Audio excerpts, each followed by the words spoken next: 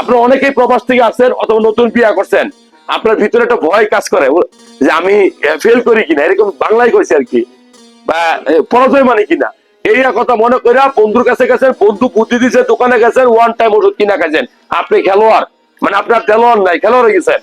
মনে রাখবেন এই যে ওয়ান টাইম ওষুধ আপনি কিনে খাইছেন, সর্বনাশ করে ফেলছেন আপনার জীবনের। কারণ এই সেক্সুয়াল এই ওয়ান টাইম ওষুধগুলো কখনো ডাক্তার পরামর্শ ছাড়া খাবেন না, আল্লাহ দোহাই লাগে।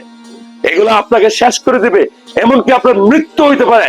কারণ সেক্সুয়াল এই ওষুধগুলো আপনার প্রেসার তৈরি করবে, প্রেসার বাড়াবে, আপনার হার্ট অ্যাটাক হতে পারে, আপনার ব্রেন স্ট্রোক করতে পারে, অথবা এগুলো না হলেও আপনার ঘোরাবে, ঘামাবেন, অস্থিরতা লাগবে। যেই উদ্দেশ্যে নিয়েছেন সেই উদ্দেশ্য তো দূরের কথা, আপনি নিজেই অসুস্থ হয়ে যাবেন। তাহলে এই ওয়ান টাইম ওষুধগুলো কি খাওয়া ঠিক?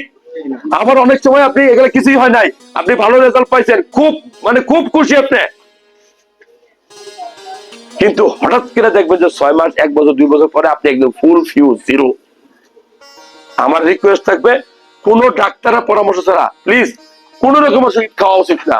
বিশেষ করে সেক্সুয়াল ট্যাবলেট কখনোই কিনা খাবেন, আল্লাহ দোহাই লাগে। আপনার কিডনি টেস্ট করবেন, আপনার হার্টের টেস্ট করার পরে আপনি ওষুধগুলো খাবেন, প্রেশার মাপবেন, নাহলে সর্বনাশ হয়ে যেতে পারে।